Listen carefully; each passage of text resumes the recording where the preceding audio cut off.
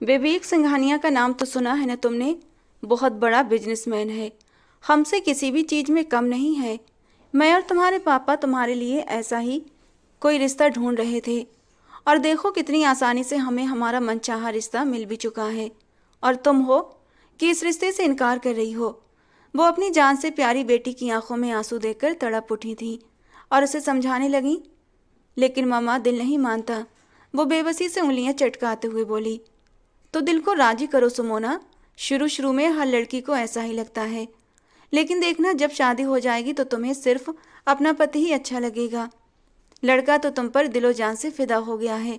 जल्द से जल्द वो लोग शादी करना चाहते हैं। ध्यान रखना सुमोना, अपने मुंह से कोई भी फैसला सुनाने से पहले अपने बाप के बारे में सोच लेना। उनकी इज्जत तुम्हारे हाथ में है। तुम्हारे पापा विवेक के घर वालों को जबान दे चुके हैं, तो उनकी लाज रख लेना। उसकी माँ उसे सोचने का वक्त देकर चली गई। एक गहरी सांस लेकर वो खिड़की पर आकर खड़ी हो गई। विवेक को उसने देख रखा था। शानदार पर्सनालिटी का मालिक, उभरता हुआ बिजनेस का दुनिया का सितारा था। उसके जैसे जीवन साथी पाने के लिए लड़कियां 16 सोमवार के व्रत करती थीं। लेकिन मैं अपने इस दिल का क्या करूं? कोई चेहरा था जो उसकी आंखों के पर्दे के सामने लहराया और 2 आंसू टूटकर उसके गालों पर आ गए। ये मोहब्बत भी कितनी बेदर्द होती है ना, इंसान को जीने देती है न मरने देती है। उसने तो सिर्फ एक ही इंसान से मोहब्बत की थी और उसी के सपने सजाए थे। उसके बिना जीने के बारे में सोच भी नहीं सकती थी। फिर कैसे उसके सपनों को आंखों से नोचकर वो विवेक सिंघानिया की हो जाती। लेकिन मुझे अपनी मोहब्बत को पाने के लिए थोड़ी सी कोशिश जरूर करनी चाहिए, वरना बाद में पछतावा होगा कि काश उस वक्त जबान खोल देती तो शायद मुझे मेरी मोहब्बत मिल जाती। कुछ सोचते हुए वो वापस बेड पर आकर बैठी थी। अंशुल भाटिया, सिर्फ एक वही इंसान था जो मेरी मदद कर सकता है। अंशुल भाटिया उसका पड़ोसी था। इसके साथ साथ सुमोना के पापा और अंशुल के पापा की बहुत गहरी दोस्ती भी थी। घड़ी में समय देखा, रात के 11 बज रहे थे। इस समय अंशुल के पास जाना उसे सही नहीं लग रहा था, लेकिन वो अब और ज़्यादा टाइम खराब नहीं करना चाहती थी। दबे कदमों अपने कमरे से निकलकर वो बाहर लॉन में आई थी। लॉन में ही अंशुल के घर का दरवाज़ा खुलता था, जो कभी भी लॉक नहीं होता था। धीरे से दरवाज़ा खोलकर अंदर चली गई। अंशुल के कमरे में पहुंची तो कमरे में एकदम खामोशी थी। कमरे में कोई नहीं था। उसने बालकनी में देखा, जहां पर भी कोई नहीं था। उदास मन से वो लौटने ही लगी थी जब उससे ड्रेसिंग रूम के दरवाजे के खुलने की आवाज़ आई। उसने पलटकर देखा, अंशुल बिना शर्ट के ट्राउजर में बाहर आ रहा था। सामने ही खड़ी सुमोना को देखकर उसके दिमाग की नसें गुस्से के मारे फटने लगी थीं। उसे ये लड़की एक आंख नहीं भाती थी। आंखों में गुस्से की लपट लिए वो उसकी ओर बढ़ा था, जो उसे बस आंखें फाड़े देखे जा रही थी। शर्म नाम की तो चीज़ तुम्हारे अंदर है नहीं, ये बात मैं बहुत अच्छे से जानता हूँ, लेकिन मैनर्स भी नहीं है, ये मुझे नहीं पता था। रात के 11 बजे जवान लड़के के कमरे में तुम क्या कर रही हो, और यूं आंखें फाड़ फाड़ कर देख रही हो जैसे पहले कभी किसी मर्द को नहीं देखा। और अब सुमोना को होश आया था। उसके हैवी मसल्स जो ब्लैक सैंडो में और भी उभर रहे थे। उसने जल्दी से अपना चेहरा मोड़ लिया। सॉरी, मुझे माफ़ कर दें, मुझे आपसे कुछ ज़रूरी काम था, बस इसीलिए। तो वो ज़रूरी काम दिन में भी हो सकता था ना? और जो भी ज़रूरी काम है तुम अपने माँ बाप को बताओ, उन्हें मेरी ज़रूरत होगी तो वो मुझसे खुद ही आकर बात कर लेंगे। अब निकलो मेरे कमरे से। हाथ से पकड़कर वो उसे कमरे के बाहर कर चुका था और अगले ही पल उसके मुंह पर दरवाज़ा बंद कर लिया। उम्मीद की एक आखिरी किरण थी, वो भी उसके हाथ से निकल गई। आंसू टूटकर उसके गालों पर बहने लगे। मरे मरे कदमों से वो घर वापस आई थी। आरती जी किचन से पानी का जग भरकर कमरे में लेकर जा रही थीं। सुमोना को बाहर से आते देखा तो एकदम से परेशान हो गई। सुमोना, इतनी रात को कहाँ गई थी बेटा? वो मामा, दिल घबरा रहा था तो बस बाहर लॉन में ताज़ा हवा खा रही थी। अच्छा चलो ठीक है, अब जाओ, जाकर सो जाओ, रात काफ़ी ज़्यादा हो चुकी है। वो उसके सर पर प्यार से हाथ फेरकर मुड़ने ही लगी थी कि सुमोना की आवाज़ पर एकदम से रुक गई। मामा, मैं शादी के लिए राजी हूँ। अपने आंसुओं को गले में उतारते हुए उसने शादी के लिए रजामंदी दे दी। आरती जी ने पीछे मुड़कर उसके माथे पर प्यार किया और उसे ढेर सारा आशीर्वाद दिया। लेकिन ये तो सुमोना ही जानती थी कि उसके वजूद से उसकी जान निकल चुकी थी। ये फैसला करते हुए, क्या कह रही हो आरती? तुम्हारा दिमाग तो ठीक है? मैं सच कह रही हूँ वीरेंद्र। सुमोना पार्लर में नहीं है, घर भी नहीं आई। मैंने पूरा घर छान मारा। वीरेंद्र जी एकदम कुर्सी पर ढह गए थे। संभालो खुद को वीरेंद्र, संभालो खुद को। सुमोना कहाँ जाएगी? मैं पार्लर में अभी फ़ोन करके पता करता हूँ। सागर जी पार्लर वाली को फ़ोन करने लगे, लेकिन उसने साफ कह दिया कि वो तो यहाँ से आधा घंटा पहले ही निकल चुकी है। पार्लर और घर के बीच का रास्ता सिर्फ 5 मिनट की दूरी का था और सुमोना अभी तक घर नहीं पहुंची थी। मतलब साफ था कि वो भाग चुकी है। उस वक्त तो पूरे खानदान में खलबली मच गई थी। मिस्टर वीरेंद्र वर्मा का दिल बुरी तरह से घबरा रहा था। ऊपर से उन्हें बेतहाशा गुस्सा भी आ रहा था। उन्हें बिल्कुल भी विश्वास नहीं हो रहा था कि उनकी लाडली बेटी ये सब कर सकती है। यकीन तो वहां पर मौजूद किसी भी इंसान को नहीं आ रहा था, लेकिन सुमोना इतना बड़ा कदम उठा चुकी थी, और वो भी किसी की मोहब्बत में। वो उस वक्त सबकी नज़रें सागर साहब के बड़े बेटे अंशुल भाटिया पर टिकी हुई थीं। उन सबको यकीन था कि कोई और कुछ करे ना करे, लेकिन अंशुल जरूर सुमोना को ढूंढ निकालेगा। अंकल आप फिक्र न करें, सब ठीक हो जाएगा, सुमोना मिल जाएगी। कैसे फिक्र न करूं बेटा, उसकी बारात आने वाली है और ऐसे में वो लड़की घर से गायब हो गई। जानते भी हो ना, लड़कियों की इज्जत कितनी नाजुक होती है। अगर उसके ससुराल वालों को जरा भी भनक पड़ गई कि वो घर से गायब हो गई है तो कयामत आ जाएगी। भले उसके बाद वो घर आ भी जाए, हम उसे ढूंढ निकालें। लेकिन तुम्हें क्या लगता है, क्या वो लोग बारात लेकर आएंगे इतनी बड़ी बात सुनने के बाद? अब तुम ही बताओ कि मैं टेंशन कैसे न करूं। वीरेंद्र जी बात पूरी नहीं कर पा रहे थे। वो कुछ और भी कहना चाहते थे कि उनके दिल में दर्द की लहर उठी और वो एक तरफ सोफे पर ढेर हो गए। सबको अब उनकी चिंता लग गई थी। प्लीज़ भगवान के लिए वीरेंद्र जी, आप खुद को संभालें। अगर आप ऐसे करेंगे तो फिर सुमोना।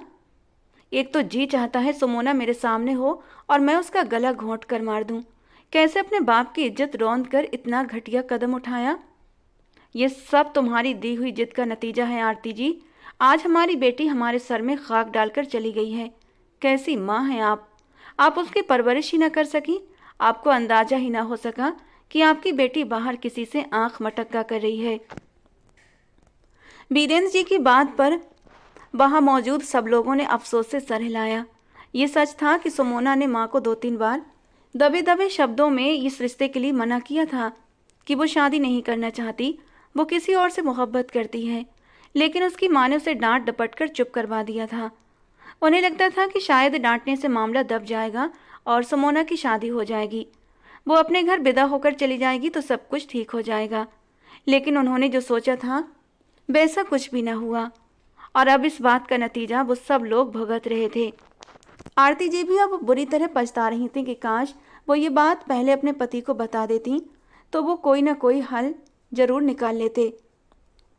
पर अब तो उनके हाथ कुछ भी नहीं बचा था सिवाय पछतावे के। अब उनके लिए सिर्फ और सिर्फ भगवान से प्रार्थना कर सकती थीं कि उनकी बेटी टाइम से और खैर खैरियत से घर आ जाए। और ये तो भगवान ही जानता था कि वो इस वक्त कहाँ थी और उसके साथ क्या होने वाला था। वो बेतहाशा भाग रही थी, जितना वो भाग सकती थी वो भाग रही थी। दुल्हन के भारी लहंगे में जो उससे संभाला नहीं जा रहा था, लेकिन फिर भी उसने अपने अंदर हिम्मत पैदा की थी और वो जल्दी जल्दी कदम आगे की ओर उठा रही थी। दिल बुरी तरह से घबरा रहा था, आंखों में आंसू भी थे। वो ये सब कुछ नहीं करना चाहती थी, लेकिन उसने ये कदम उठा लिया था क्योंकि वो एक ऐसे शख्स के साथ पूरी ज़िंदगी नहीं गुजार सकती थी जिसे वो पसंद ही नहीं करती थी, और उसे सबसे आसान तरीका घर से भागना ही लगा था। वो इतना बड़ा कदम उठा तो चुकी थी, लेकिन अब मंजिल का पता नहीं था और ना रास्तों की जानकारी थी। उस वक्त वो पार्लर में मौजूद थी जब उसके दिमाग में घर से भागने का प्लान बना था, और फिर अपनी मोहब्बत की खातिर वो सब कुछ छोड़कर चली आई थी। और जिसके लिए भागी थी उसको तो पता भी नहीं था। वो भागते भागते बुरी तरह गिरी कि उसके होठों से एक आह निकली थी। उसकी कलाइयों की चूड़ियाँ टूट कर बिखरीं और कुछ टुकड़े उसकी कलाइयों में चुभकर उसकी कलाइयों को जख्मी कर गए थे। दर्द के मारे उसकी आंखों में आंसू आने लगे। हे भगवान जी, मेरी मदद करो। अगर उनमें से कोई भी मुझ तक पहुंच गया तो वो लोग मुझे जान से मार डालेंगे। उसे पता था उसने जो इतना खतरनाक कदम उठाया है, अब उसके बाद उसके घर वाले उसे जिंदा तो बिल्कुल भी नहीं छोड़ेंगे। सुमोना हिम्मत करके वापस उठी कि तभी उसे अपने पीछे कुत्तों के भौंकने की आवाज़ सुनाई दी। हे भगवान जी, कहीं ये कुत्ते अंशुल भाटिया के कुत्ते तो नहीं? अगर वो मुझ तक पहुंच गया तो मेरा कुछ भी नहीं बचेगा। वो तो है ही मेरा जानी दुश्मन। वो फौरन हिम्मत करके उठती फिर से भागने लगी कि सुनसान सड़क पर एक सफ़ेद रंग की गाड़ी बिल्कुल उसके पास आकर रुकी थी। वो सहमकर पीछे हटी। गाड़ी से उतरने वाला कोई और नहीं बल्कि अंशुल भाटिया ही था, जिसे देखते ही सुमोना की धड़कनों ने जैसे धड़कने से इनकार कर दिया था। वो अपने कदमों से पीछे की तरफ सरकी, जबकि वो अपने पूरे जलाल से उसकी तरफ बढ़ता लंबे लंबे डग भर रहा था। इससे पहले कि वो उस तक पहुंचता, वो पीछे होते हुए तेजी से भागने लगी कि अगले ही पल अंशुल ने उसे बाजू से सख्ती से जकड़कर अपनी ओर मोड़ा। वो बुरी तरह तड़प उठी। उसके साथ आए सब बॉडीगार्ड ने अपना अपना रुख दूसरी तरफ कर लिया था। छोड़ो मुझे, वो उसकी पकड़ में बुरी तरह छटपटाई थी। बहुत शौक है ना तुम्हें भागने का, लेकिन बहुत गलत किया तुमने। तुम्हें क्या लगा तुम भागोगी और मुझसे बच जाओगी? अंशुल की निगाहों में इस वक्त तो जुनूनियन की हद थी। एक ऐसा लावा जो सामने मौजूद इंसान को निगल जाना चाहता था। छोड़े मुझे, मुझे नहीं जाना। वो अपना आप उससे छुड़वा रही थी, जो उसे लिए गाड़ी की तरफ बढ़ा था। इससे पहले कि वो उसे गाड़ी में पटकता, सुमोना ने उसकी कलाई पर जोर से दांतों से काटा था। वो उसे गाड़ी के साथ जोर से पटक चुका था। सुमोना का सर गाड़ी से बुरी तरह टकराया। दर्द की वजह से उसकी एक तेज चीख निकली थी। अगले ही पल वो उसके दर्द की परवाह किए बिना उसे गाड़ी में धक्का दे गया। वो तड़प उठी। ये तो तय था कि अंशुल सुमोना के मामले में इंतहाई बेदर्द और बहची था। गाड़ी बर्मा हाउस की तरफ भाग रही थी। वो सुमोना के मिल जाने की खबर भी घर में दे चुका था। सब लोगों ने घर में जहां भगवान का धन्यवाद किया था, वहीं अब सबको ये फिक्र सताई जा रही थी कि बारात बिल्कुल दरवाजे पर थी। वो उन्हें क्या जवाब देंगे? मुझे नहीं लगता वीरेंद्र अब कुछ बचा है। उन लोगों को साफ साफ बता दो ताकि बाद में सुमोना के लिए वो इनकार कर देंगे। भाई साहब, आरती जी तड़प कर सागर जी से बोली थी, जो कि अंशुल के पिता थे। तो कर दे इनकार, उसके बाद तुम्हारी बेटी को जिंदा जमीन में गाड़ दूंगा। जवाब वीरेंद्र वर्मा जी की तरफ से आया था। तो आरती जी तड़प उठी और होंठ भींच कर रह गई। बारात आ गई, बारात आ गई। अचानक से बाहर शोर उठा तो वो सब एक दूसरे का मुंह देखने लगे। यही वक्त था अपनी इज्जत को नीलाम होने से बचाने का, या फिर इज्जत नीलाम कर देने का। ये आप क्या कह रहे हैं? हम बारात लाए हैं और आप लोग कह रहे हैं कि बारात वापस ले जाएं? आखिर ऐसी भी क्या बात हो गई? प्रिया जी ने ठहर ठहर कर बात की थी। सुमोना उनके बेटे विवेक की पसंद थी। पहली नज़र में ही वो उस पर दिल हार बैठा था और माँ ने बिना कुछ सोचे समझे बेटे की पसंद पर ये रिश्ता तय कर दिया था। आपको मायूसी होगी, अब इसलिए बेहतर है आप लोग चले जाएं। वीरेंद्र साहब झूठ बोलकर बेटी का घर नहीं बसा सकते थे, इसलिए साफ शब्दों में उन्हें इनकार कर दिया। आप कहना क्या चाहते हैं? साफ साफ और खुलकर कहें। प्रिया जी ने साड़ी का पल्लू संभालते हुए माथे पर बल डाले पूछा। वीरेंद्र जी ने अपने दोस्त सागर जी की तरफ देखा। लड़की घर से भाग गई है, अचानक किसी रिश्तेदार औरत ने पीछे से जवाब दिया तो प्रिया जी के पैरों तले से जमीन खिसक गई। ये आप क्या कह रहे हैं? क्या सच में ऐसा ही है? क्या सुमोना सच में? उन्होंने रुक रुक कर शब्दों में अपने शब्दों पर जोर देते हुए पूछा। उन्हें जैसे खुद भी अपनी बात पर यकीन नहीं आ रहा था। उनके सवाल पर वीरेंद्र जी का सर शर्मिंदगी से झुक गया। कितने अफसोस की बात है मिस्टर वर्मा, अगर आपकी बेटी का दिल नहीं था तो आपको हमें बताना चाहिए था ना कि बारात वाले दिन हमें बुलाकर जलील कर देते। आपने हमारी कोई इज्जत नहीं रखी। हमारी भी इज्जत है, कोई रुतबा है। आपने तो सब बर्बाद कर दिया। प्रिया जी को गुस्सा आ गया था। आप लोग जा सकते हैं। वीरेंद्र जी के पास कहने को कुछ भी नहीं बचा था। उन्होंने 4 शब्दों में ही अपनी बात खत्म कर दी। आज उनकी बेटी ने उन्हें सबके सामने शर्मिंदा करके रख दिया। इकलौती बेटी थी, हर तरह से उसके नाच नखरे उठाए थे, उसकी हर इच्छा पूरी की थी, जायज़ या नाजायज कभी नहीं देखा। और आज उसी का नतीजा था कि वो उनका सर शर्म से झुकाकर घर से भाग गई। 4 दिन की मोहब्बत को 20 साल की मोहब्बत पर पहल देते हुए वो उन्हें छोड़कर चली गई थी। लानत है आपकी परवरिश पर, ऐसी औलाद पाली आपने। और मेरा बेटा ही बेवकूफ़ है जो आपकी बदकिरदार चरित्रहीन बेटी का दीवाना हो गया था। अब की बार उनकी इज्जत की वो भी धज्जियाँ उड़ा गईं। हो गई आपकी बातें, आप चली जाएं यहाँ से, वीरेंद्र वर्मा के छोटे भाई सुरेश वर्मा ने कहा। वो अपने भाई की हालत देखते हुए काफी परेशान हुए थे। उनका हाथ लगातार दिल वाली साइड पर था और अपना सीना मसल रहे थे। हाँ हाँ, जा रहे हैं, प्रिया जी भड़क कर बोली थीं। मामा ऐसे कैसे चले जाएं? मैं सुमोना से शादी? चटक। अचानक प्रिया जी का हाथ अपने बेटे पर उठा था। हर तरफ सन्नाटा छा गया। वो लड़की घर से भाग गई है और तुम अभी भी उसे शादी करने का मन बनाकर बैठे हो? पागल हो गए हो तुम। भाग गई है वो अपने किसी यार के साथ, मुंह काला करके, प्रिया जी ने नफरत भरे शब्दों में कहते पूरे बर्मा हाउस के लोगों को देखते हुए जहर उगला। अभी कोई जवाब देता कि उसी वक्त अंशुल भाटिया की गाड़ी हवेली के अंदर दाखिल हुई और अंशुल गाड़ी से सुमोना की कलाई थामे निकला था। सभी ने यह मंजर देखा। क्या अपनों ने क्या परायों ने। लो आ गई, कर लो शादी इस घर से भागी हुई बदकिरदार लड़की से, लेकिन मैं शादी में शामिल नहीं होंगी। और हाँ, अगर शादी कर भी लो तो इस गंदगी के ढेर को मेरे घर लेकर मत आना। प्रिया जी के शब्दों पर सुमोना, जो अपनी कलाई अंशुल के हाथों में देखकर मचल रही थी, अपने लिए इतने गंदे शब्द सुनती दंग रह गई। हो गई आपकी बकवास। अचानक से अंशुल की गरजदार आवाज वहां गूंजी कि सबकी निगाह शानदार मर्द पर जा टिकी, जिसकी गुस्सीली निगाहें सामने खड़ी प्रिया जी पर थीं। अगर अपनी इज्जत की खैरियत चाहती हैं तो चुपचाप यहाँ से चली जाएं। तुम लोगों की औकात नहीं इस खानदान से रिश्ता जोड़ सको। वो अपने रौब से अभी भी बाहर नहीं निकला था। इतना कुछ हो जाने के बाद भी अंशुल का गुरूर से तना सर नीचे नहीं झुका था। प्रिया जी तंजिया हंसी हंसी थी, जैसे कहना चाह रही हो ये सब कहने की अब तुम्हारी औकात नहीं। मैं सुमोना से शादी करूंगा। वो मेरे लिए अभी भी एकदम पवित्र है। विवेक, जो सुमोना को दुल्हन के रूप में देखते ही बहकने लगा था, बस उस लड़की को हासिल करना चाहता था। भले एक रात के लिए उससे सुकून हासिल करता और उसे बाद में छोड़ देता। और ये इतना सब कुछ होने के बाद तो अब उसके लिए और भी आसान हो गया था।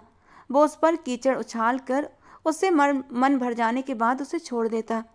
वहीं खड़े खड़े उसके शैतानी दिमाग में ही प्लान बन चुका था। तुम्हारा दिमाग तो सही है, वो भागी हुई लड़की है और अभी ये लड़का तुम्हारी आंखों के सामने उसे पकड़कर घर लाया है, न जाने किसके साथ रंगरलियां। बस अचानक से अंशुल की आवाज काफी ऊंची हो गई। तुम लोग इज्जतदार हो ना, तो जाओ, निकलो यहाँ से, दफा हो जाओ। वो सुमोना की कलाई एक हाथ में थामे उनके सामने जाकर खड़ा हुआ था। वो जिसे हमेशा गलत कहती आई थी, उससे लड़ती थी, न जाने कितना कुछ बोलती थी, वही आज उसके लिए स्टैंड ले रहा था। माँ बाप ने तो उसे देखते ही मुंह फेर लिया था। वीरेंद्र जी के दिल में दर्द की टीसें उठ रही थीं। अगर उनकी हिम्मत होती तो उसी वक्त सुमोना के गालों पर थप्पड़ की बारिश शुरू कर देते। मैं ऐसे नहीं जाऊंगा मामा, मेरे लिए सुमोना आज भी वैसे ही है, एकदम पवित्र। मैं इससे शादी। कौन सी शादी? अंशुल ने कड़वे अंदाज में पूछा तो सबकी नजरें अंशुल पर जा टिकीं, जबकि अंशुल को सिर्फ अपनी जान से ज्यादा अपने जान से प्यारे अपने पिता समान वीरेंद्र अंकल की फिक्र सता जा रही थी और उनकी खातिर वो एक बहुत बड़ा फैसला लेने वाला था। ये जो लड़की आप देख रहे हैं ना, सुमोना वर्मा, अब अंशुल भाटिया की पत्नी बन चुकी है, इसीलिए अब तुम्हारी शक्ल इधर दिखाई न दे। निकलो यहाँ से। अंशुल उसे सीने से जोर से पुश कर गया था कि वो लड़खड़ा गया। ऐसे कैसे? वो बुरी तरह बौखला गया, जबकि उसके झूठ पर जहां सुमोना की आंखें खतरनाक हद तक फैली थीं, वीरेंद्र वर्मा और सागर भाटिया के साथ साथ उन सब पर जैसे बम फूट पड़े थे। सुमोना? विवेक तो जैसे नींद से जागा। सुमोना नहीं, सुमोना भाटिया, जो अब मेरी पत्नी है। मेरी इज्जत, अपनी आंखें नीची कर लो और दफा हो जाओ यहाँ से। अंशुल ने उसका गिरेबान थामते हुए गुस्से से उसे गेट की तरफ धक्का दिया। सबने ये मंजर दहलते दिल से देखा था। वो लोग बारात लेकर वापस जा चुके थे, जबकि अब सब अंशुल को ऐसे देख रहे थे जैसे वो दुनिया का 8वां अजूबा हो। अंशुल, क्या सच में तुमने सुमोना से शादी? सागर साहब ने उलझते हुए पूछा। अंशुल ने अपने आसपास निगाह दौड़ाई। बहुत कम मेहमान रह गए थे, बहुत सारे जा चुके थे। अंदर चलकर बात करते हैं पापा। ये लड़की अंदर नहीं जाएगी, अचानक से वीरेंद्र जी ने कहते हुए सख्ती से कहा तो सुमोना, जो बाप की बात सुनते ही दंग रह गई थी। क्या वाकई उसके पापा थे जो उस पर जान निछावर करते थे? आज घर की दहलीज से अंदर दाखिल नहीं होने दे रहे थे। इस वक्त वो घर के गार्डन एरिया के खूबसूरत लोकेशन में थे। ये सारी सजावट वीरेंद्र जी ने खुद अपने सामने करवाई थी। अपनी बेटी के लिए खास तौर पर वो किसी भी तरह की कोई कमी नहीं छोड़ना चाहते थे, पर उनकी बेटी ने जो किया उसके बाद वो अब उनके लिए खास नहीं रही थी। पापा, नाम मत लो मेरा, गंदा लगता है।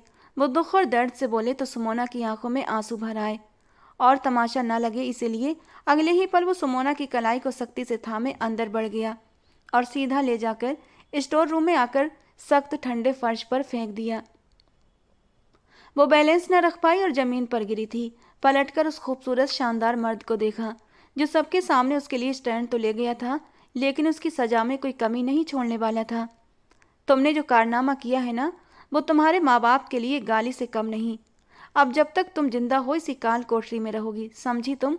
वो गुस्से से दांत पीसते हुए बाहर निकल गया और उसको स्टोर रूम का दरवाजा बाहर से लॉक करता बाहर चला गया, जबकि वो रोती रह गई। लेकिन वो ये नहीं जानती थी, अगर वो बाहर रहती तो सबके सामने कितनी बातें सुनने को मिलती और शायद माँ बाप से थप्पड़ भी खाने को मिलते। कहने को वो किसी को पसंद करती थी और उसी के लिए घर से भागी थी, पर कोई नहीं जानता था सुमोना के दिमाग में चल क्या रहा है। अगर वो घर से अपनी शादी के ठीक वक्त पर भागी तो कम से कम उस इंसान को उसके बारे में पहले से पता होना चाहिए, बल्कि उसे तो सुमोना को रिसीव करके साथ ले जाना चाहिए था। पर यहाँ तो ऐसा कुछ भी नहीं था। यही बात अंशुल को बुरी तरह चुभ रही थी कि किस बेस पर उसने इतना बड़ा कदम उठाया था। घर से सब लोग जा चुके थे, अब सिर्फ घर के लोग और अंशुल की फैमिली रह गए थे जो एक दूसरे से नजरें चुरा रहे थे। अंशुल ने उन्हें क्लियर कर दिया था कि उनकी आपस में कोई शादी नहीं हुई है, बस लोगों के मुंह बंद करने के लिए उसने ये झूठ बोला था। जिस पर सागर जी ने एक नज़र बेटे की ओर देखा, जिसका गुस्से से बर्दाश्त करता चेहरा अच्छा खासा लाल हो चुका था। तो तुम शादी कर लो ना, इसमें बुराई क्या है? अपनी बात को सच साबित कर दो। अपने बाप की बात सुनता वो बुरी तरह चौंक कर उन्हें देखने लगा और फिर एक निगाह अपने जान से प्यारे वीरेंद्र अंकल पर डाली, जिनके चेहरे पर साफ लिखा था कि वो अपने बाप की बात मान जाए। क्या आप सब लोग यही चाहते हैं? उसने एक साथ वहां मौजूद सबसे ही सवाल किया तो सबकी खामोशी पर वो सर झटकता, गहरी सोच में डूबता तंजिया अंदाज में मुस्कुराया। ठीक है, लेकिन उसके लिए मेरी एक शर्त है। और फिर अंशुल की हर बात मानते हुए कुछ ही देर में शादी का इंतजाम किया जाने लगा। शादी का इंतजाम क्या करना था, पहले से ही सारा इंतजाम था, बस पंडित जी चले गए थे जो अब उन्हें दोबारा कॉल करके बुलाया गया था। काल कोठरी का दरवाजा कुछ देर के बाद ही खुल गया। पापा, सुमोना को लगा कि उसके पापा होंगे, लेकिन सामने आरती जी को देखते ही उसके होंठ खामोश हुए और एक दूसरे से चिपक गए।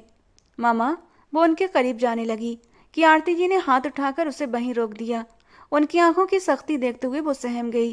काश तुम्हें पैदा होते ही मार दिया होता तो आज इतनी बदनामी न सहनी पड़ती। उनका अंदाज दुखी था। मामा, वो तड़प उठी। खबरदार जो मुझे माँ कहा। कोई रिश्ता नहीं रखना मुझे तुम जैसी बदकिरदार औलाद से। एक बार भी नहीं सोचा कि मेरे माँ बाप पर क्या बीतेगी मेरे इस काम से? कैसी बेटी हो तुम, जिस बाप ने अपना सब कुछ कुर्बान कर दिया तुम्हारे ऊपर, तुम्हारी हर इच्छा को पूरा किया, तुम्हें खुश करने के लिए वो इंसान हर हद से गुजर गया और तुमने क्या किया?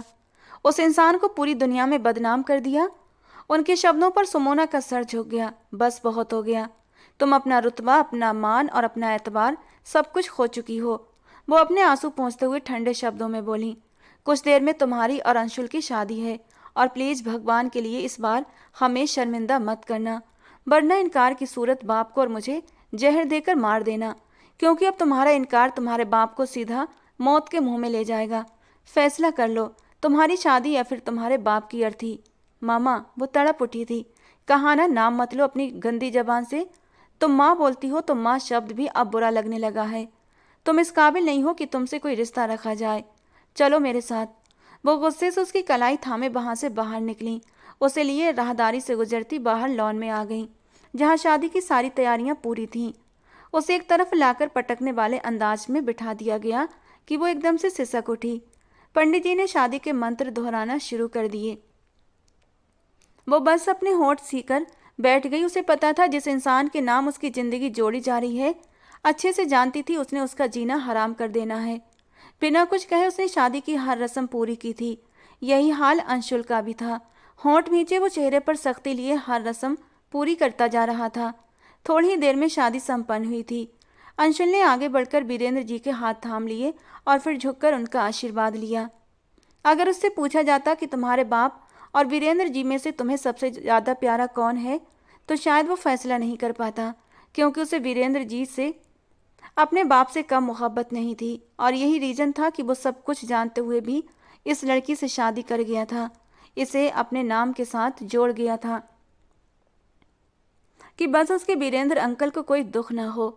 वीरेंद्र जी ने उसके हाथ थामते हुए एक ही बात कही थी, आज के बाद हमारा इस लड़की से कोई रिश्ता नहीं, ये जिए या मरे, तुम जो चाहे इसके साथ सलूक करो, हम में से कोई कुछ भी नहीं बोलेगा। मेरे लिए ये लड़की आज से मर गई। उनके ये सख्त कड़वे शब्द सुनकर सुमोना का वजूद बेजान हुआ था। आज से मेरी तरफ से मैंने तुमसे शादी करके इसका श्राद्ध कर दिया है। उनके शब्दों पर वहां मौजूद सभी की आंखें भीग गईं, जबकि सुमोना का झुका सर ऊपर न उठ सका। उसके तो कान साए साए कर रहे थे, लेकिन कोई भी उनके फैसले के खिलाफ ना गया। वो अपने कमरे की तरफ बढ़ गए तो आरती जी भी एक नज़र दुल्हन बनी सुमोना को देखते हुए उनके पीछे पीछे चल दी। सागर साहब ने बेटे को कुछ समझाती हुई निगाहों से देखा था। वो जानते थे सुमोना का कसूर माफ़ी के लायक नहीं है, लेकिन फिर भी वो बेटे को ही काम डाउन कर सकते थे, वरना कोई उम्मीद नहीं थी कि उसकी सख्ती से वो मासूम लड़की टूट जाती। खैर, वो मासूम अब किसी की निगाह में नहीं रही थी। सबके जाने के बाद वो सुमोना की तरफ मुड़ा और उसकी कलाई को सख्ती से दबोचते हुए खड़ा कर दिया। वो अपनी हिरनी सी नीली आंखें उस इंसान की आंखों में डाल गई। इससे पहले वो कुछ बोलती, अंशुल की आंखों में गुस्सा देखकर सहम गई। न जाने वो उसके साथ अब क्या सलूक करने वाला था। वो उसे बेदर्दी से खींचता हुआ अपने पोर्शन में ले गया था। दोनों के घर बस बराबर में बने हुए थे। लॉन में ही आने जाने के लिए एक बड़ा सा गेट लगा हुआ था। उसे खींचकर ले जाते हुए वो अपने कमरे की तरफ बढ़ गया। कमरे में लाते उसने सुमोना को जोर से बिस्तर पर पटक दिया और दरवाजा लॉक लगाते उसकी तरफ बढ़ने लगा। सुमोना ने डरी सहमी निगाहों से उसे देखना चाहा, लेकिन उसकी आंखों में गुस्से की आग देखते वो डरकर पीछे हटी कि अगले पल अंशुल को अपनी शर्ट के बटन खोलकर एक तरफ उछालते देखकर वो होंठ भींच कर रह गई। वही आम हफ्सी मर्द। वो कड़वे अंदाज में हंसी थी, जिस पर अंशुल और गुस्से से लाल हुआ था और उसे एकदम झटके से कमर में हाथ डाले उसका सर तकिए पर पटक दिया। बहुत हंसी आ रही है। बहुत बड़ा कारनामा सरंजाम दिया है जो यूं मुस्कुरा रही हो। वो उसके मुस्कुराने पर गुस्से से लाल हो रहा था। तुम ना पहले मर्द हो ना आखिरी, जो शादी करके अपनी पत्नी के साथ जबरदस्ती करने जा रहा है। अपनी जवान को लगाम दो। वो उसका जबड़ा सख्ती से दबोच गया कि वो दर्द से करहा भी न सकी। जबरदस्ती क्या होती है जानती हो? अगर उस पल में वक्त पर न पहुंचता तो गली के कुत्ते तुम्हें नोच रहे होते, तब तुम्हें पता चलता कि ये शब्द क्या होता है। वो गुस्से से फुनकारा था। तो तुम क्या कर रहे हो? वो भी बिना डरे उसकी आंखों में आंखें डालते बोली। तुम भी तो वही कर रहे हो ना, बस फर्क इतना होता कि वो गली के कुत्ते होते और तुम घर के। सुमोना। अचानक अंशुल का हाथ उठा, लेकिन वो हवा में ही रुक गया। वो जानता था सामने मौजूद लड़की भले जितनी मर्जी बहादुर बन जाती, वो उसके हाथ का थप्पड़ खाने के बाद बेहोश ही हो जाती। उसके अंदर इतनी शक्ति नहीं थी कि वो उसका एक थप्पड़ भी बर्दाश्त कर पाती, जबकि वो अपने शब्दों पर एकदम रुकी थी, पर उसके हाथ उठाने पर सहम भी गई थी। अंशुल ने पूरी ताकत से मुक्का बैट ग्राउंड पर मारा था।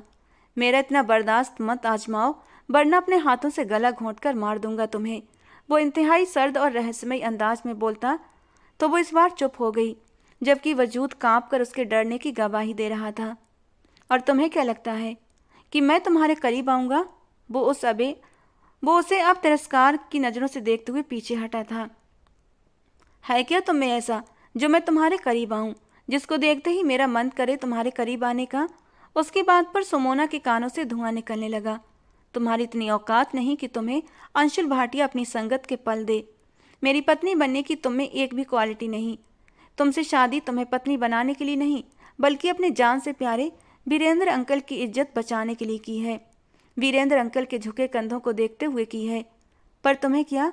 तुम्हारे माँ बाप तुम्हारे इस काम से मरे या जिए, तुम पर तो मोहब्बत का भूत सवार था ना, और अब इस भूत को बहुत जल्द उतार फेंकूंगा। वादा है मेरा तुमसे। वो पीछे होता नफरत और तिरस्कार से बोला, जबकि वो कांपते हुए पीछे की ओर सरकी थी। उतरो बेड से फौरन। वो अपनी टोन में वापस आया, लेकिन वो एक पल के लिए भी एक इंच भी टस से मस न हुई। तो वो दोबारा दहाड़ा, सुनाई नहीं दे रहा, उतरो। वो इतनी ऊंची आवाज़ में दहाड़ा कि वो फौरन सहम कर बेड से नीचे उतर गई। चेंज करो ये ड्रेस। वो उसके पास आता उसके हुलिये को कहर भरी निगाहों से देखते बोला। मुझे तुम सजते संवरते अब दिखाई ना दो, बिल्कुल सादगी में दिखाई देनी चाहिए। बिल्कुल सादगी मतलब बिल्कुल सादगी, सजना संवरना आज से बंद। जाओ अब चेंज करो। वो एक एक शब्द चबा चबा कर बोला था तो वो खामोशी से ड्रेसिंग रूम की तरफ बढ़ गई। वहाँ बहुत से सादा जोड़े मौजूद थे और बहुत ही हल्के जो उनके घर की नौकरानियां भी नहीं पहनती थीं। लेकिन वो चुपचाप चेंज करती, वो कपड़े पहन चुकी थी। ड्रेस चेंज करके बाहर आई तो वो खूंखार भेड़िया वहीं मौजूद था। एक नज़र उसे देखा जो आम से ड्रेस में भी अपनी पूरी आबोताब के साथ चमक रही थी। कोई शक नहीं था कि वो अपने खानदान की सबसे खूबसूरत लड़की थी। उसके भरे भरे लाल सुर्खी लिए गाल, जिस पर एक साथ एक लाइन में 2 तिल थे, और गहरी नीली आंखें। गर्दन के पास भी एक कातिल तिल था। वो हुस्न का जीता जागता सबूत थी। किसी को भी चारों खाने चित करने की सलाहियत रखती थी। लेकिन सामने भी अंशुल भाटिया था। उस पर सामने वाले के हुस्न का कोई असर नहीं पड़ रहा था। उसके लिए औरतों में सबसे बड़ी चीज जो जरूरी थी वो थी शर्मो हया, और सामने खड़ी लड़की उसकी नज़र में सिर्फ बेहया थी। ना तो तुम मुझे बेड पर नजर आओ और ना ही काउच पर, वहां नीचे कारपेट पर सोती नजर आओ, और कमरे से निकलने की हिम्मत भी मत करना। जियो या फिर मरो, इसी कमरे में रहोगी। तुम्हारी सिर्फ जरूरत की चीजें तुम तक पहुंच जाएंगी। मैं तुम्हें इस कमरे की दहलीज से बाहर न देखूं, समझी तुम? वो उसे बाजू से सख्ती से जकड़ते हुए बोला। तो उस वक्त तो वो सुमोना को सख्त जहर लगा। झटके से उसके बाजू छोड़ने पर वो काउच के पास नीचे कारपेट पर जाकर गिरी। कबर्ड से बेहद हल्का कंबल निकाल कर उसके मुंह पर मारा। इसे लो और चुपचाप सो जाओ, वो बहुत ही तिरस्कार के अंदाज में कहता सुमोना के साथ बहुत नागवार सलूक कर रहा था। सुमोना ने अब उससे कोई भी बहस करना जरूरी नहीं समझा। वो जिस तरह पहले उसको मारने के लिए हाथ उठा सकता था, अब अगर कोई बात ऐसी कह दी तो शायद सच में थप्पड़ मार दे। जबकि आज तक उसके बाप ने तो उसे फूलों से भी नहीं छुआ था। वो चुपचाप उस कंबल को खोलकर खुद पर लपेटती कारपेट पर दुबक कर लेट गई। उसके लेटते ही वो बाथरूम में घुसता शावर लेने लगा। अपना गुस्सा किसी सूरत कम होता महसूस न होते वो आंखें बंद कर गया, और वो सख्त उलझन में था। एक ऐसी लड़की को जिंदगी में शामिल कर चुका था जिससे वो सख्त नफरत करता था। उसकी हरकतों से वो तंग रहता था, और अब सारी जिंदगी उसे झेलना था। वो शावर लेकर नाइट ड्रेस में बाहर निकला तो वो सर तक कंबल लिए लेटी हुई थी। उसका कांपता वजूद महसूस करते वो एक पल के लिए रुका था, लेकिन फिर उसकी आज की हरकत याद करता अपना दिल फिर से सख्त कर गया। बाल सुखाता वो लाइट्स ऑफ करता बिस्तर की तरफ बढ़ा। मोबाइल उठाकर उस पर कुछ स्क्रॉल करने लगा। अब सब कुछ शांत लग रहा था। यूं महसूस हो रहा था जैसे अब सब कुछ अंडर कंट्रोल हो, लेकिन फिर भी उसकी सिक्स्थ सेंस उसे कुछ और गलत होने का एहसास करा रही थी कि कुछ तो मिसिंग है। वीरेंद्र साहब को दवाई देते हुए वो उनके पास ही बैठ गई थीं। वो अपनी आंखें बंद कर गए। दोनों के बीच गहरी खामोशी छा गई, और इस सन्नाटे को वीरेंद्र साहब की कांपती हुई आवाज ने तोड़ा था। कहते हैं बहन और बेटी में फर्क होता है। बहन के लिए दिल सख्त लेकिन बेटी के लिए नरम हो सकता है। मैं इस बात को नहीं मानता था, लेकिन आज मानना पड़ा। वो बहुत दुख से कह रहे थे। तारीख खुद को दोहराती है आरती, तारीख ने खुद को दोहरा ही दिया। आज मैं अपनी ही नज़रों में गिर गया। वो दुखी हो रहे थे, आंखें भीग रही थीं, दिल में दर्द का तूफान उठ रहा था। आरती जी के पास शब्द भी नहीं थे कि वो कुछ बोल पाती। वो आंखें बंद किए अतीत में खोते चले गए। उनके बाप ने 2 शादियां की थीं। उनके बाप की दूसरी पत्नी से एक लड़की थी जो उनकी बहन थी, सौतेली बहन, जिसके साथ उन्होंने सख्त रवैया रखा। वो किसी से प्यार करती थी, लेकिन वो इंसान दूसरे धर्म से था। तो वीरेंद्र साहब ने शादी से इनकार कर दिया और अपनी बहन की शादी कहीं और तय कर दी। उसके साथ जोर जबरदस्ती की तो ठीक शादी वाले दिन वो घर से भाग गई, और फिर जब वो मिली तो उसे सख्त सजा दी। 2 साल तक उसे काल कोठरी में बंद करके रखा। उस इंसान को भी शहर से गायब कर दिया गया।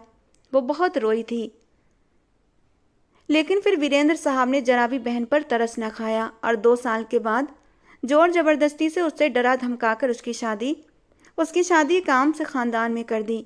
लेकिन वो ज़्यादा समय बच न सकी, और कुछ ही समय में उनकी तलाक हो गई। वो तलाक लेकर वापस नहीं आई थी। इस बात को 20 साल गुजर गए थे, लेकिन आज भी वीरेंद्र साहब के दिल में पहले दिन की तरह ही एक एक पल उनके दिमाग में मौजूद था, और आज जब अपनी बेटी घर छोड़कर भाग गई तो वो खुद गर्ज निकल गए और उनका जी न चाहा कि उसे काल कोठरी में अपनी बेटी को भी बंद कर दें। भगवान ने उन्हें दुनिया में ही सजा दे दी थी। वो समझ गए थे कि नियति कभी भेद नहीं करती। उन्हें उनके किए की सजा मिल चुकी थी। आरती जी उनका दुख समझ रही थीं, लेकिन बिल्कुल चुप थीं। वो कल भी चुप थीं जब उनकी ननद पर पति ने जुल्म किया था। वो आज बेटी के साथ हुए जुल्म पर भी चुप थीं। उन्हें चुप रहना था। न जाने औरत कब तक चुप रहती। सख्त मर्दों के समाज में औरत को घुट्टी में ही पिला दिया जाता है, सब्र और बर्दाश्त करो। लेकिन वो ये सब अपनी बेटी को ना पिला सकी। उनकी बेटी सुमोना एक बेहद जिद्दी और गुस्सैली थी और अपनी मनमानी करती थी, और ये उसकी मनमानी का ही नतीजा था जो आज वो इस हाल में पहुंच गई थी। मामा, वो अचानक बुरा सपना देखते चीख मारते हुए उठी थी और घबराकर दरवाजे की तरफ भागी कि उसी पल अंशुल ने उसकी कमर में हाथ डालते उसे वापस अपनी ओर जोर से खींच लिया। वो अभी तक लैपटॉप खोले उस पर काम कर रहा था और यूं सुमोना को चीख मारते देखकर चौंका था, और फिर उसका यूं भागना देखकर फौरन उठकर उसकी तरफ लपका। कहाँ जा रही हो? वही सख्त अंदाज। मेरी माँ, वो मेरी माँ, मुझे मामा को देखना है, मुझे जाना है। वो टूटे फूटे शब्द बोल रही थी। बकवास बंद करो और जाकर वापस अपनी जगह पर लेट जाओ। आधी रात को ये तमाशा लगाने की जरूरत नहीं। वो उसे वापस उसकी जगह लाता गुस्से से पटक चुका था। उसकी कलाई बुरी तरह मुड़ी थी। कल भी वो अपनी इसी कलाई पर गिरी थी। दोबारा उसी जगह चोट लगने से वो एकदम मरने वाली हालत में आ गई। तेज दर्द से तड़पते वो अपना सर घुटनों में रखे दाएं बाएं करने लगी, जबकि एक हाथ से अपनी कलाई जकड़े बुरी तरह से सिसक भी रही थी। उसका यूं दर्द से बिलबिलाना देखकर अंशुल खुद को रोक न पाया और घुटनों के बल बैठता उसकी कलाई को थामे झटके से मोड़ गया। वो चीख मारते उसके सीने से लग गई। अब वो घुट घुट कर रो रही थी। अंशुल ने न चाहते हुए भी बड़े धीरे धीरे से उसे खुद से अलग किया था और उसके आंसुओं से भीगे चेहरे को देखता चुपचाप वापस बिस्तर की तरफ बढ़ गया। उसके रोने में कमी आ गई थी, लेकिन वो अब काउच के साथ टेक लगाते कहीं खाली दीवानों को घूर रही थी। मैंने तुम्हें सोने को कहा है, नींद नहीं आ रही? बिना उसकी तरफ देखे वो बिना किसी भाव के बोली थी। क्या चाहती हो? रात भर जागना है? कहती हो तो नींद न आने की वजह दे दूं? अब की बार उसके अंदाज में कुछ और ही छुपा था। वो एक नज़र अंशुल को देखते हुए आंसू पहुंच गई। मैं आपके टाइप की नहीं हूँ। मैं आपके टाइप की लड़की नहीं हूँ अंशुल भाटिया। मैं आपको सूट नहीं करती, एक चरित्रहीन लड़की। उसके बात पर अंशुल को फिर गुस्सा आया। बिल्कुल, तुम वाकई मेरे टाइप की नहीं हो, लेकिन बहुत जल्द मेरे टाइप की लड़की इस बिस्तर पर मेरे करीब होगी, मेरी बाहों में। लेकिन उसके बावजूद तुम्हारी जगह वहीं होगी जहां इस वक्त अभी तुम मौजूद हो। वो भी लगे हाथों उसका दिल बुरी तरह से तड़पा गया था। वो बिना एक शब्द कहे रुख पलट कर लेटती अपनी आंखें बंद कर गई, जबकि अंशुल को बेकार में ही अब गुस्सा आने लगा। दिन धीरे धीरे गुजरने लगे। वो सारा दिन कमरे में बंद रहती, बल्कि बाहर से दरवाज़ा लॉक रहता। उसके खाने पीने की ज़रूरत का सामान उस तक नौकरानी पहुंचा जाती और फिर से दरवाज़ा लॉक करके चली जाती। और इस सब पर सुमोना ने कभी कोई विरोध नहीं किया। उसे तो अब किसी से भी कुछ भी नहीं कहना था। कितने दिन होने को आए थे। उसके माँ बाप तो उसे ऐसे भूल गए थे जैसे वो कभी इस दुनिया में थी ही नहीं। उसने बहुत बार सोचा कि वो असल सच्चाई सबको बता दे, लेकिन किसी ने उसे कुछ पूछना जरूरी ही नहीं समझा था। और फिर अंशुल, वो भी तो उसे किस कदर दूर दूर रहता था। ये दुख, ये दर्द सबसे ज़्यादा जानलेवा था, लेकिन उससे भी ज़्यादा जानलेवा एक दुख उसे और मिलने वाला था। वो कुछ देर पहले ही नौकरानी का दिया खाना टेबल से उठाकर कारपेट पर जा बैठी थी और चुपचाप पेट भर रही थी। उसे बहुत ही कम खाने को दिया जाता था, कभी उबले चावल और साथ में पानी, और कभी आधी रोटी के साथ दाल और पानी। शुरू में वो इस सब के खिलाफ बहुत बोली थी और अंशुल से लड़ी भी थी, लेकिन उसने इतने बुरे शब्दों में उसकी खुददारी की धज्जियाँ उड़ाई थीं कि वो फिर कुछ बोल ही नहीं पाई। तुम बहुत ही बुरे और जालिम इंसान हो। मेरे खाने पीने पर भी तुमने पाबंदी लगा दी। भगवान इतने जुल्म और बेदर्दी का बदला तुमसे जरूर लेगा। हो गया तुम्हारा भाषण। अब मेरी बात सुनो। ये तुम्हारे बाप का घर नहीं है, मेरा घर है। और तुम तो भगवान का धन्यवाद करो, तुम्हें अपनी मेहनत की जायज़ कमाई से ये खाने को दे देता हूँ, वरना जी तो चाहता है कि किसी भिखारी को दे दूँ। कम से कम वो दुआ देकर जाएगा। तुम्हें देकर तो खराब ही कर रहा हूँ। और तुम किस हक से हक की बात कर रही हो? भाग गई थी ना, तो फिर कौन सा हक बचा? तुम्हें तो शर्म आनी चाहिए ये सब बातें करते हुए। वो उसकी बातें सुनते उस दिन बहुत रोई थी और फिर सोच लिया था कि वो उसे कभी माफ़ नहीं करेगी। फिर अपने आंसू पीते हुए भगवान जी से बातें करने लगी। उस दिन माफ़ कर दूंगी जिस दिन खुद ही इंसान अपनी गलतियों की माफ़ी मांगेगा। लेकिन उसने पक्का तय कर लिया था आज के बाद वो कुछ भी नहीं बोलेगी। जब माँ बाप ने ही रिश्ता तोड़ दिया, फिर उसे बेहिस और दुश्मन से क्या शिकवा करना। उसने उबले चावल के निवाले बनाकर मुंह में रखा, साथ में पानी का एक एक घूंट भरती रही। उसे ये खाना खाने की कहाँ आदत थी। वो तो अपनी पसंद के खाने बनवा बनवा कर खाया करती थी। ये उबले सूखे चावल उसके गले के नीचे नहीं जाते थे, तो वो पानी के सहारे इन्हें खाती थी। लगभग उसे यहाँ कैद हुए 2 महीने हो गए थे और अब उसने उसे हमेशा के लिए अपनी जिंदगी बना लिया था।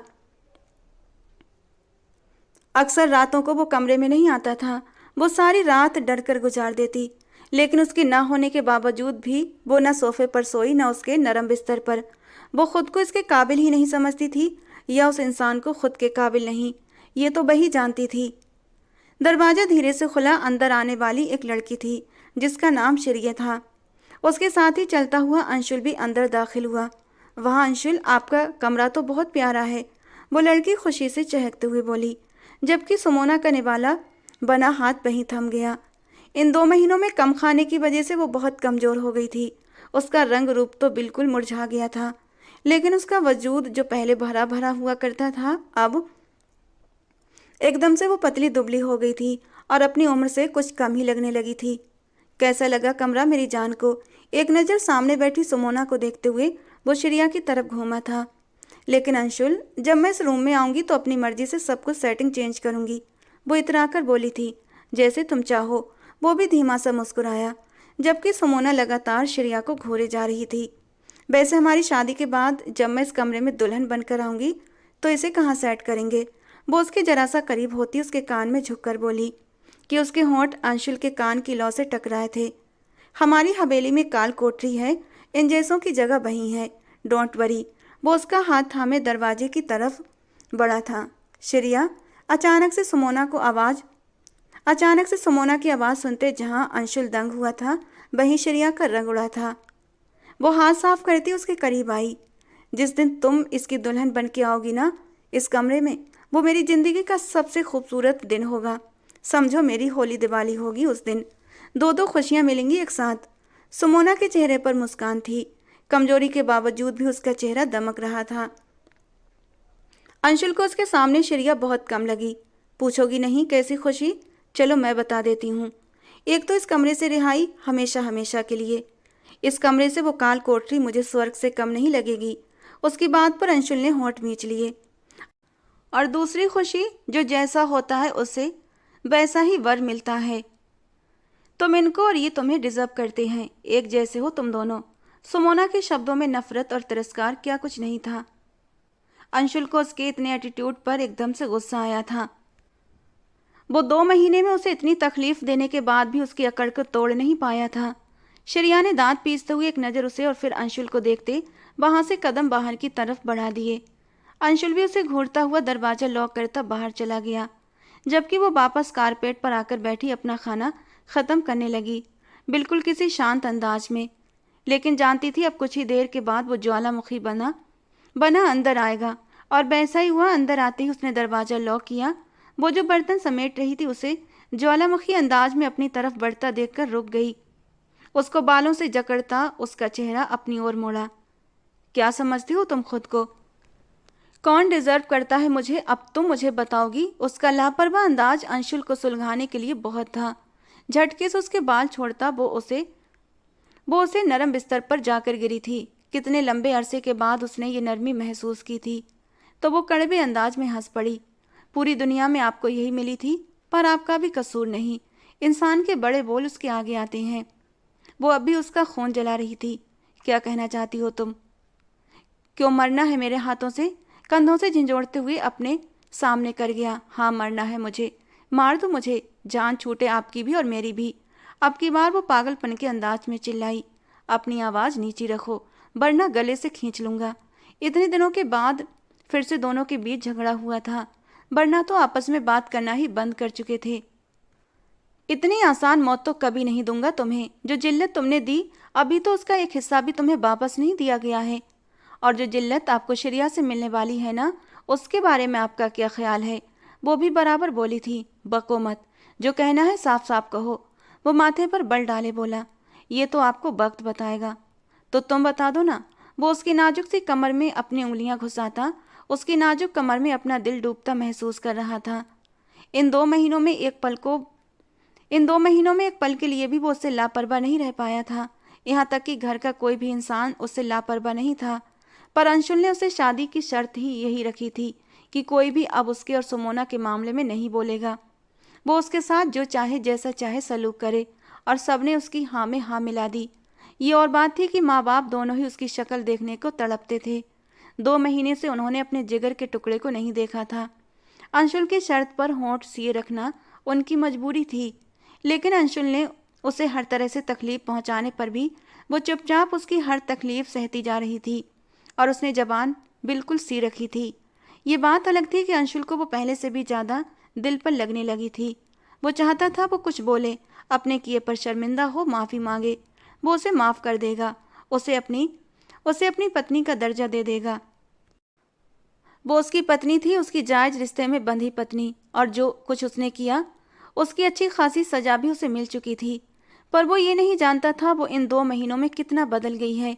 उसके लिए अब कुछ भी मायने नहीं रखता था, अपनी जात भी नहीं। उसकी ये खामोशी ख़त्म करने के इरादे से ही वो शिरिया को लेकर आया था, ताकि वो जेलस होते हुए उसे रोकने की कोशिश करे। पर वो तो उसे खुली छूट देती पीछे हट गई थी, और ये बात अंशुल को और भी सुलगा गई। मुझे सिर्फ 2 घंटे हुए थे गए हुए, और तुमने मुझे 2 घंटे के अंदर अंदर ढूंढ लिया था, क्योंकि तुम अंशुल भाटिया हो। तुम कुछ भी कर सकते हो, कुछ भी। लेकिन वही इंसान अपनी होने वाली पत्नी का बैकग्राउंड नहीं जान पाया। हैरत की बात है, वो उस पर तंज कर रही थी और वो उसे चुपचाप देखे जा रहा था। तुम जानती हो उसे? वो उसे और अपनी सांसों के करीब कर गया। सुमोना का दिल एक पल को जोर से धड़क उठा। इन 2 महीनों में एक बार भी उसने उसके करीब आना तो दूर, उसे छूना तो दूर की बात, देखा तक नहीं था। और अब उसका इतना शिद्दत भरा स्पर्श वो खुद पर महसूस करती, अपने जिस्म में सनसनाहट सी महसूस कर रही थी। लेकिन फिर भी उसने जाहिर नहीं होने दिया। उसकी बात को सुनती वो तंजिया अंदाज में हंसी। कभी नहीं बताऊंगी। उसके कान में घुसकर बोलती वो धीमे से सरगोशी कर गई। वही कान जिसमें थोड़ी देर पहले शिरिया ने सरगोशी की थी, और अब की बार वो बोलती अपने होठों का स्पर्श उसके कानों पर छोड़ गई थी। अंशुल ने खुद पर बर्दाश्त करके उसके स्पर्श को अपनी रूह में उतरता महसूस किया। तुम जान से जाओगी मिसेज अंशुल भाटिया। वो उसे और भी अपने सांसों से करीब कर गया, इतना करीब कि वो उसके होठों से कुछ ही दूर था। जबकि सुमोना आंखें फैलाए हैरत से उसे देखने लगी। उसके शब्द मिसेज अंशुल भाटिया सुमोना के कानों में धमाके से कर रहे थे। तो क्या वो उसे अपनी पत्नी मान रहा था? सुमोना को लगा उसने गलत सुना है। छोड़े मुझे। वो कसमसाकर दूर होने लगी कि वो उसके और अपने बीच के 1 इंच के फासले को भी मिटा गया, और दोनों अब यूं खड़े थे कि हवा का गुजर भी मुमकिन नहीं था। सुमोना में तो इस पहाड़ को अपनी जगह से हिलाने की भी हिम्मत न थी। जो उसकी खुराक थी वो तो उसके एक थप्पड़ की मार थी। छुड़ा सकती हो तो छुड़ा लो, उसने चैलेंजिंग अंदाज में कहा। मुझे पेन हो रहा है, वो भीगे शब्दों में बोली। मुझे भी 2 महीने से दर्द हो रहा है। उसका एहसास है तुम्हें? वो नाराजगी से बोला। कौन सा दर्द? दर्द तो आपने मुझे दिया। बिना मुझसे मेरी सफाई मांगे मुझे सबने सजा दे डाली। 2 महीने से सबने रिश्ता तोड़ कर रखा है। आपने मुझसे शादी कर ली क्योंकि आपको ख़ानदान की इज्जत बचानी थी और महान बनना था। ख़ानदान की इज्जत बच गई और आप महान भी बन गए, लेकिन सुमोना मर गई। वो हिचकी लेते बोली। वो उसकी बातें सुनता होंठ को चल गया। उसे उसकी बातों से तकलीफ हुई थी। तुमने भागकर जो संगीन गलती की है उसकी सज़ा जानती भी हो?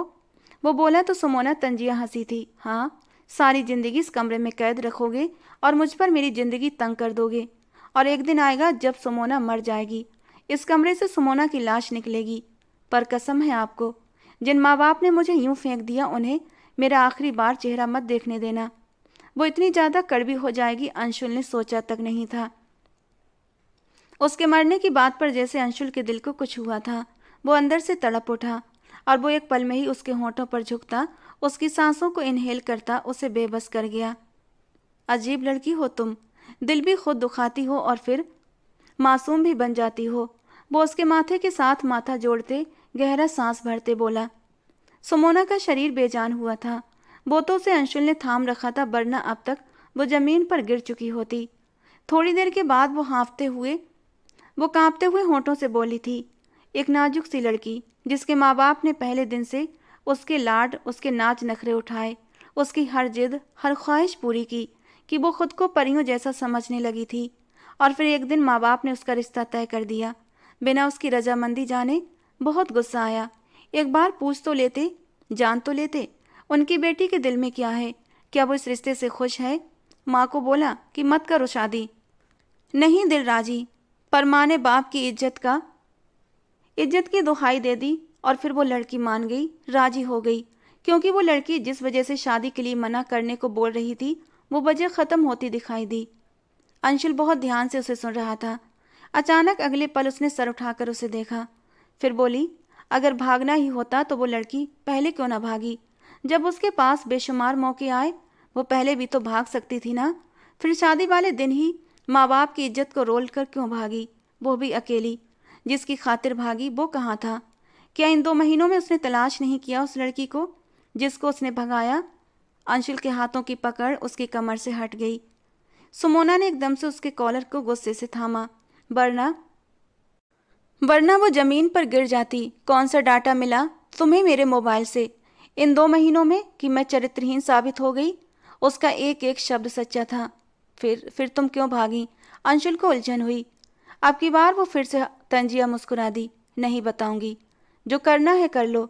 मैं अपने ना किए की सजा भुगत चुकी हूँ और भी भुगतने के लिए तैयार हूँ, पर अब कुछ नहीं बताना। वो उसका गिरेबान झटके से छोड़ती पीछे हटी कि लड़खड़ाकर गिरने लगी। अंशुल ने फिर से उसे थाम लिया। छोड़े मुझे, हमदर्दी नहीं चाहिए। जाइए, कर ले श्रेया से शादी और अपनी जिंदगी को अपने तौर पर जिए। खुशियां मनाए, जश्न मनाए। मुझे बता दीजिएगा कब रूम खाली करना है। वो पलट रही थी कि अंशुल के दिल पर एक चाबुक सा पड़ा और झटके से उसे अपनी तरफ मोड़ते उसके होंठों पर फिर से शिद्दत से झुका था। मुझे बताओ क्यों भागी थी। अपनी शिद्दत भरा स्पर्श उस पर छोड़ते हुए वो बिस्तर पर ले आया। अगर इस तरह करीब आएंगे तो कुछ भी नहीं बताऊंगी, अपनी जान दे दूंगी। वो धमकी देती जरा सा पीछे सर की। लगाऊंगा भी 2 कान के नीचे। वो तकिए पर अपना सर गिराता उसका सर अपने सीने पर रख गया। वो सर उठाए उसे हैरानी से देखने लगी, जिसके अंदाज ही आज बदले बदले से थे।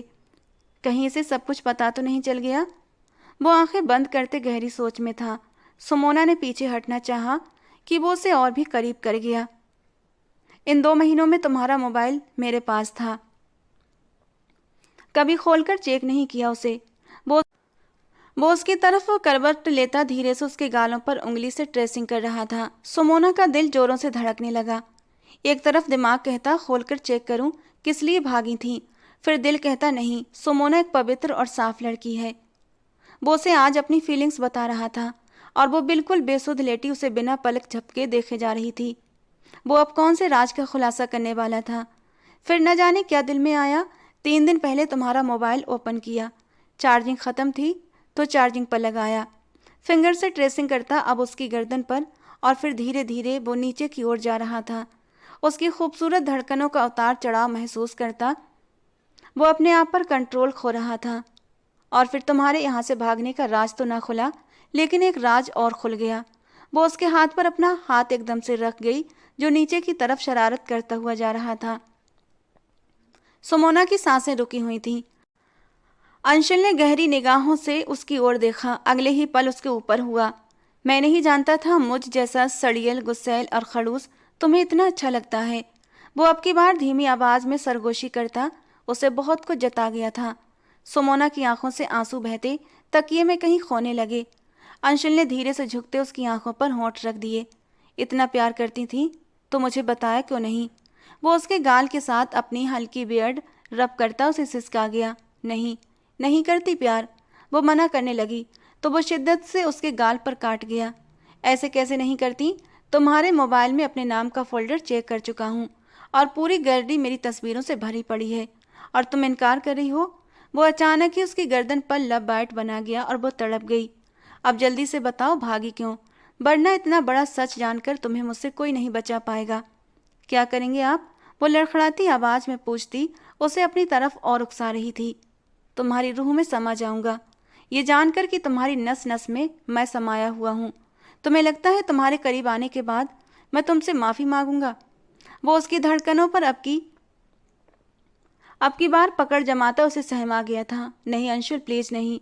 वो डर रही थी कि वो अगले ही पल अपनी शर्ट निकाल गया और उसके हैवी मसल्स देखते सुमोना के रोंगटे खड़े हुए थे। पागल हो गए हैं, हटे मुझसे। वो एकदम पैनिक हुई थी तो अंशुल ने उसके होठों पर पकड़ जमाते, उसकी शर्ट के अंदर हाथ घुसाते उसकी नाजुक। वो एकदम से सिसक उठी। अभी भी वक्त है, बता दो, वरना आगे जो होगा वो इससे भी ज्यादा खतरनाक होगा। वो उसकी शर्ट को ऊपर की ओर करता, उसकी नाजुक सी खूबसूरत बेली बटन पर होंठ रखता वहां से जबान से उसे महसूस करने लगा। सुमोना की सिसकी उभरी थी। क्या हुआ? मजा आया या फिर दर्द? वो एक आंख बिंक करता पूछ रहा था। सुमोना को यकीन नहीं आ रहा था कि वो वही अंशुल है या फिर कोई और। मैं जान ले लूंगी आपकी, वो उसको बाजू पर मुक्का मारती बोल रही थी। जान तो अभी मैं निकालूंगा तुम्हारी। वो ऊपर होता एक ही झटके में शर्ट को उसके वजूद से अलग। अंशुल, वो हकलाते हुए उसे देखे गई, जिसने लाइट तक ऑफ करने की जरूरत महसूस न की। लेकिन उसे देखता महसूस करता वो एकदम से अफसोस कर आई एम सॉरी। वो उसके कमजोर से वजूद को देखता खुद को कसूरवार ठहरा रहा था और उसके होंठों से निकलने वाली माफी के शब्दों पर सुमोना दोनों हाथों में चेहरा छुपाकर रो पड़ी। बहुत बुरे हैं आप, बहुत ज्यादा। आपको मेरा कोई एहसास नहीं, इतना टॉर्चर किया। अगर मैं मर जाती तो? भगवान न करे। मेरी जान। वो ऊपर होता भींच कर उसे अपने सीने से लगा गया। उन दोनों के दिल एक ही लय में धड़क रहे थे। धड़कनों का मिलन अजीब से एहसास से दो चार कर गया था। अच्छा सुनो, नहीं बताना तो मत बताओ, लेकिन इतना तो बोल दो कि मैं जो कह रहा हूँ क्या वो सच है? उसकी आधी बंद पलकों को देखते वो धीरे से बोला तो वो उसके सीने में छुप गई। अंशुल का अंग अंग सुकून में डूब चुका था। वो उसे तकलीफ दे देकर एक भी दिन सुकून का नहीं जिया था। उसका यूं भाग जाना ही अंशुल को तड़पा गया था। उस लड़की से उसे चाहत शादी से पहले नहीं थी। हाँ, शादी के बाद एकदम से वो उसके दिल पर कब्जा जमा चुकी थी। वो उसके भीगी पलकों पर होंठ रख गया, लेकिन उसकी नाजुकी देखी तो मुश्किल से खुद पर कंट्रोल कर गया और पीछे हट गया।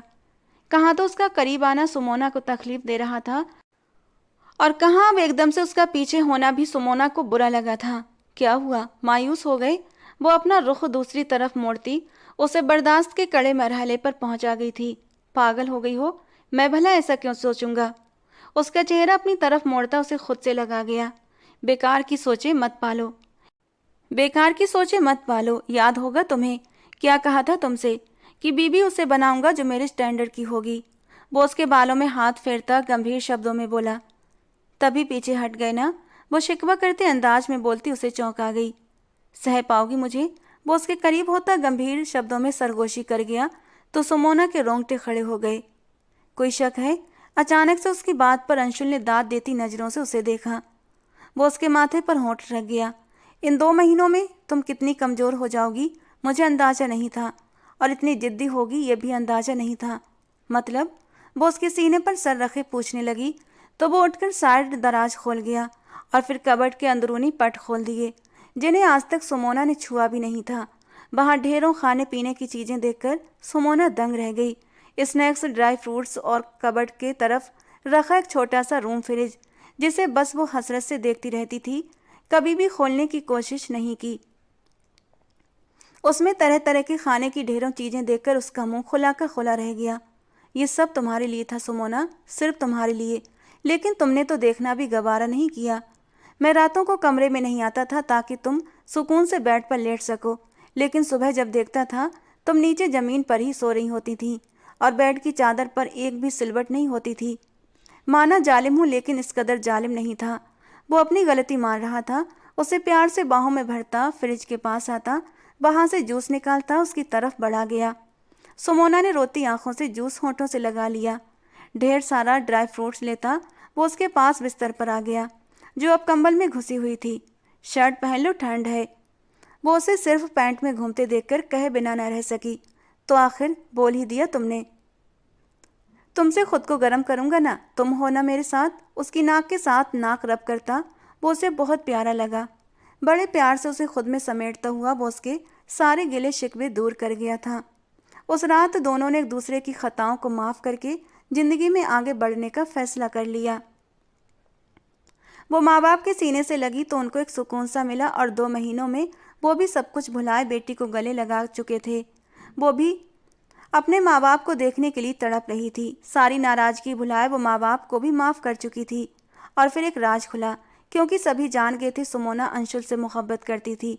लेकिन अंशुल की उसकी तरफ से लापरवाही और गुस्सा देखकर वो कभी उसकी तरफ बढ़ न सकी। और यही वजह थी कि वो अपने बाप के तय किए गए रिश्ते से राजी हो गई थी। फिर वो भागी क्यों, ये पहली भी हल हो ही गई। पापा, नेहा बुआ याद है ना आपको? सबके कान खड़े हुए। उन्होंने धमकी दी थी मुझे कि अगर मैं शादी से ना भागी तो वो मामा को जान से मार देंगी। उसके खुलासे पर सबको जैसे सांप सूंघ गया। क्या मतलब? कैसे कांटेक्ट हुआ उसका तुमसे? और फिर सुमोना ने सारी हकीकत खोल दी।